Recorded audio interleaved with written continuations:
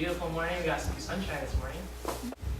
Yeah, I'm just thankful for all the beautiful faces and beautiful weather you always bless us with. And anyway, just enjoying these so far. And looking forward to the rest of it. So I'd like to start this time off with a word of prayers. Bow our heads. Thank you, Yahweh, for this wonderful opportunity that we can come to feast and learn more about you and draw closer to you and encourage each other. Just continue to learn about your laws, your ways, what you have for each of us in our lives. Just want to ask for a wonderful remainder of the feast and help us to see each challenge as an opportunity and keep moving forward. In Yeshua's name we pray. Amen. Okay, so we're going to talk about, for children's class,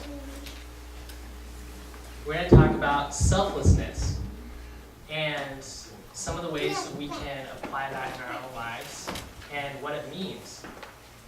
So, does any of the children know what it means to be selfless? What does selflessness mean? Well, basically what selflessness means is that you're more concerned about others and their welfare and what they're doing than you are about yourself. Right. So you're more concerned about the people around you than you are about yourself. And I was going to read a scripture verse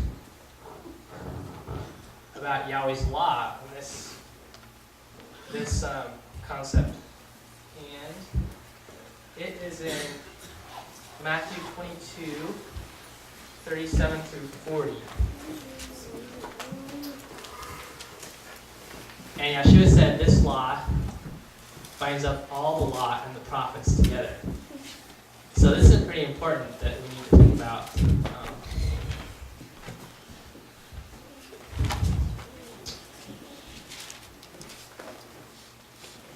So starting in 35, one of them, which was a lawyer, asked him a question, tempting him and saying, Master, which is the greatest commandment in the law? And Yeshua said unto him, Thou shalt love Yahweh thy Elohim with all thy heart, and with all thy soul, and with all thy mind. This is the first and greatest commandment. And the second is like unto it, Thou shalt love thy neighbor as thyself. On these two commandments hang all the law and the prophets. So, what's the same about these two commandments? They both focus on others, right? We're focusing on Yahweh. We love Yahweh with all our heart, our soul, and our mind. And also, we love our neighbors as ourselves. Neither one of those is focusing on how we're doing or how our well-being is. And so... I thought it was, because it says as ourselves, so it sounds like it's equal to. Well, I think that kind of comes naturally that we think about ourselves. We're kind of bored with that, and so it becomes a natural instinct, and so it takes an effort to love our neighbors as ourselves. We need to actually think about that and focus on them in order to love them as ourselves. And loving ourselves usually comes kind of naturally. So anyway, that's what we're going to share on today, and we got a bunch of ideas on how we can try and explain that and implement that in our everyday lives. So Ezekiel is going to start us off. We have a couple ideas he's going to share with us. Hi. How are you doing this morning? Really good. All right. I think a big part of selflessness, where it kind of starts, is taking responsibility even when you don't have to. Even when you don't need to. I mean, you need to, but you don't have to. Like David. David didn't have to go fight Goliath. And he did it because he knew it was the right thing to do, and he took the responsibility. And another example is Ruth. she went with Naomi to a land far away from her own and all her people. She didn't know anyone. And that was taking responsibility. Okay, so like Ezekiel said, the first step towards a selfless act is by accepting that that is your responsibility or taking responsibility for that. And that's a tough thing to do. And I was just having a conversation last night with Benjamin, and he was challenging me to do something. I'm like, why in the world would I do that? That doesn't benefit me in any way. There's no conceivable notion why I should do that. And he's like, he told me that you have to make a change. I mean, in order to make a change, you have to do things that are out of your comfort zone and help each other, and that's the way progress works. And I got to thinking about that, and really, the first step to being a young Christian man or a young Christian woman who's actually going to be efficient in what our mission is on this earth, the first step is to accepting that we do have some responsibility to each other and to our vision, if we have one, or if we don't have one, that we do have a responsibility to find a vision, because everyone's completely comfortable with talking about what a dump the world is and what's the matter with politics and but not that many people are comfortable with talking about how to change it, but I guarantee you, if there's going to be any change for the better, it's not going to come from public school children who believe that they came from a big bang. It's not going to happen from that. It's going to happen from entrepreneurs and people with open minds and righteous hearts and thinkers and shakers and movers. And whether we like that or not, that's probably going to be somebody like us. And so the thing is, it's not about, whether you choose to accept this responsibility or not is really up to us. But whether we accept it or not, I feel like it's our responsibility anyway. And by being servants of Christ, it is our responsibility. And accepting that is it just needs to come with the territory. It's something that we all have to do on our own time. But I just thought it's something to think about. Another angle that I want to talk about is on truthfulness. It says in Romans 12, when it's talking about the body of Christ, I think in verse 8, it says, "He that exhorteth on exhortation, he that giveth, let him do it with simplicity. He that ruleth with diligence, he that showeth mercy with cheerfulness." And I want to talk about if we are doing an act of kindness or an act of selflessness, but we're doing it without joy in our hearts, or even if we're doing it but we don't really want to do it and we're kind of grumpy about it, that completely defeats the purpose of what we're doing. Just like it says in 1 Corinthians 13, even though I give all my goods to feed the poor, even though I give my body to be burned, and I don't have love in my heart when I'm doing it, it's not going to do me or anyone around me any good. And it's just a natural law you always set up. It's just, he takes it one step farther. Like Joshua talks about, it's not about just the factual things that we do and the letter of the law, it's what's in our hearts. And it's the whole purpose of the spirit of our actions is going to be thrown away if we do it without being completely engaged in it, body, mind, and soul. I was going to tell you a story during this time, and it's one of my favorite stories. It's about a young girl, and her name was Ida Lewis.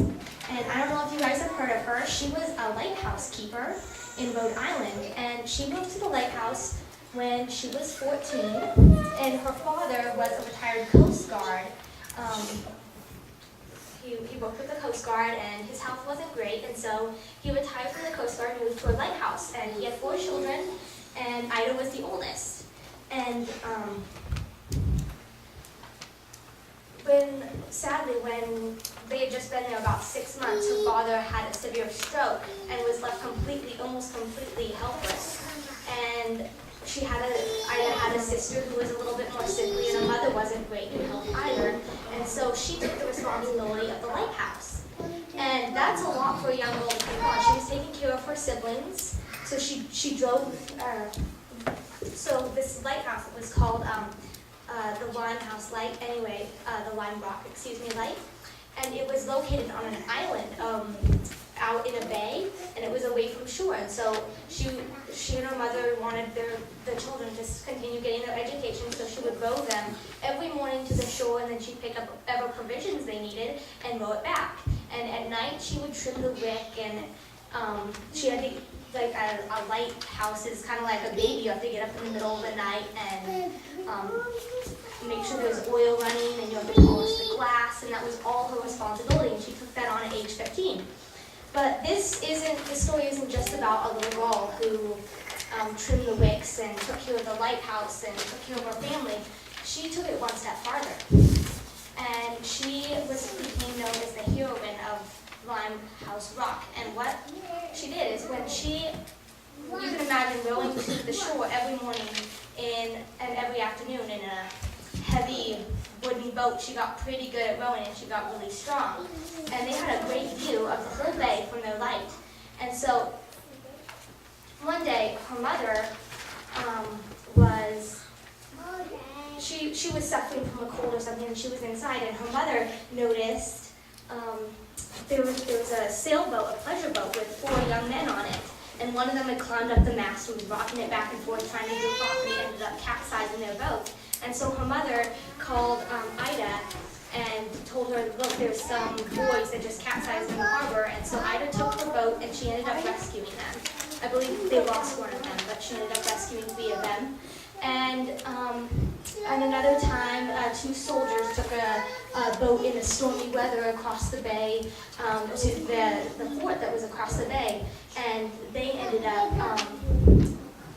getting swamped, and she went out in a storm and rescued both soldiers. And things like this went on for probably most of her life. Her father ended up dying, and so did her mother, and she was given charge of the lighthouse by General Burnside. He was a friend of the family. He was the Civil War general on the Confederate side. And she manned the light for almost 40 years. And in that time, she rescued officially 18 people, but the unofficial reports said that she saved 36 lives. And that was so above and beyond anything that she was called to do. For one thing, she was a girl, and she was young, at least for a portion of the time, and I'm sure she was old for some of her rescues. But she, in most of those rescues happened in storms, and she could have just been like tending the light. This is my job. She didn't get much sleep at night. She had to take care of the light, but she sacrificed her comfort and her safety almost continually, not only to keep that light burning, to take care of her family, but also to save the lives of so many people who didn't even know that she was, around. She just took that responsibility and ended up impacting a whole bunch of lives. So that's the story of Ida Lewis, and I am going to pass this over to Crystal.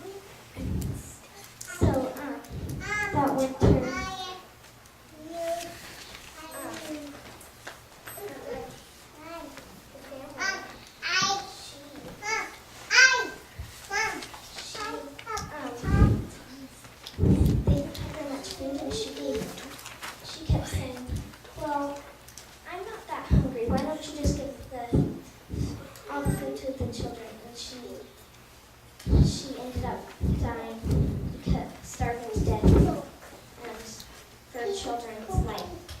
And so I thought that was very selfless. So that's all I had to do.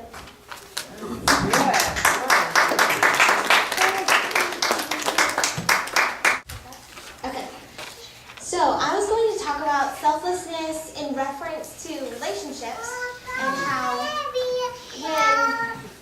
you give in a relationship, then you receive in a relationship, and that's how it normally works.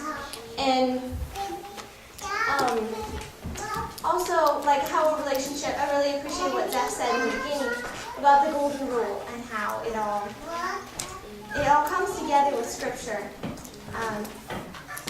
How a relationship, it takes the golden rule and caring for someone, which equals selflessness in a relationship, and that's like what showing love is all about. In a book I read recently, it really explained it in a way that made a lot of sense to me, so I wanted to tell you guys about it. They called it the RBA, which is a relationship bank. And in this bank, you deposit and you withdraw. And so, let's say, like with your parents, with my mama, I come in and I slam the door really hard. And that grates on her nerves. So I just withdrawed $100 from my relationship bank. And then I go and I do the dishes. She really appreciates that. I just deposited $100. And it works like, and then say that we have an argument, some kind of argument. That's a huge withdrawal, like $400. And pretty soon, if you keep withdrawing and never deposit, then you're going to end up withdrawing way past what you have, and you're going to go into the negative. And that's when relationships start getting bad. And then if you deposit so much, that's when relationships get really positive and good. So that made a lot of sense to me, how just even kind of mentally keeping a tally of how much you withdraw and how much you give to keep the relationship really positive. And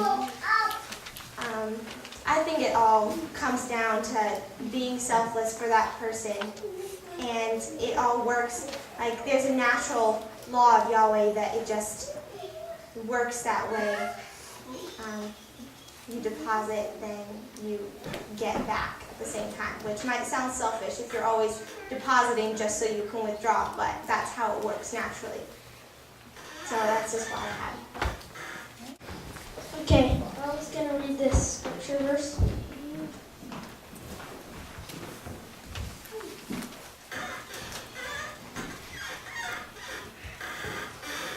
For ye know that the grace of our Lord Jesus Christ, that though he was rich, yet for our sakes he became poor, that ye, though he was, that ye through his poverty might become rich.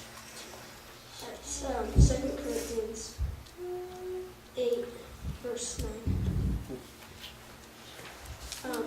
I think that is an ultimate example of selflessness. I don't think you can get much better.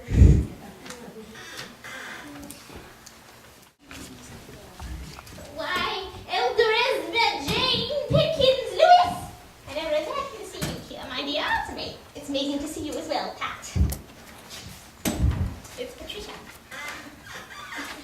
Well, it has been quite some time. It has, and I'm afraid I've lost faith in the younger generation since I've seen you last. I will explain, my dear. Well, I just spent the entire morning standing in a subway car while many, many young people were sitting down. Oh, it's shameful. But I wouldn't lose hope altogether, my dear. Well, it was just yesterday that a young man helped me out of the grocery store, all my groceries to my car. He would have opened the door for me as well if they didn't have those ridiculous sliding contraptions. Well, it's great to hear from you that there is some hope for the degenerating community that we call the youngsters. It's true, it's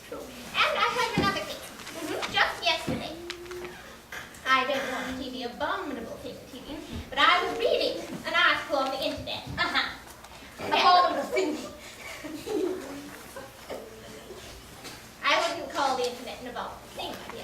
What you It's find a on tool the to internet that can be be wisely abominable. used. Yes. I was reading an article on the internet. A young man. It's a dark winter night. A young man, someone comes up to his door and they say, an accident has just happened shortly outside your house. And so they come in. I'm mixed up. He must go out. That's right. So he runs out. And what does he find? A truck and trailer. Jackknifed. The truck is hanging over the edge of a precipice. A very sharp precipice. It's the truck. And then the trailer's still on the edge. But the truck's the important thing because the gentleman was in the truck. Oh, Yes. oh dear. So, the normal thing would be for the young man to wait for the fire committee to get there. Yes. But did he?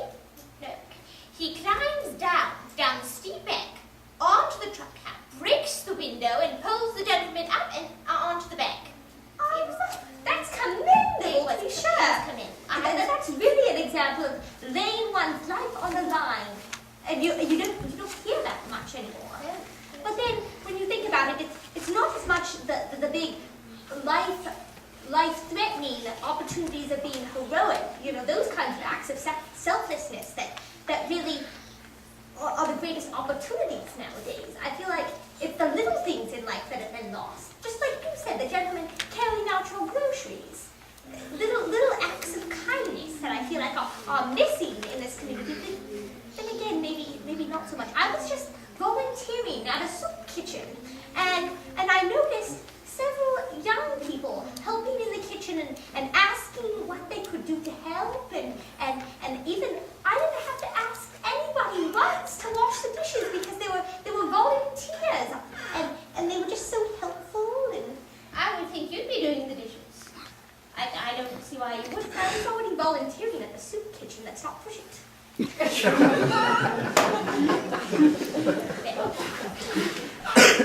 Anyway, and then I was just recently in a community where I really appreciated how much I saw so many young people taking care of their younger siblings and taking responsibility for them.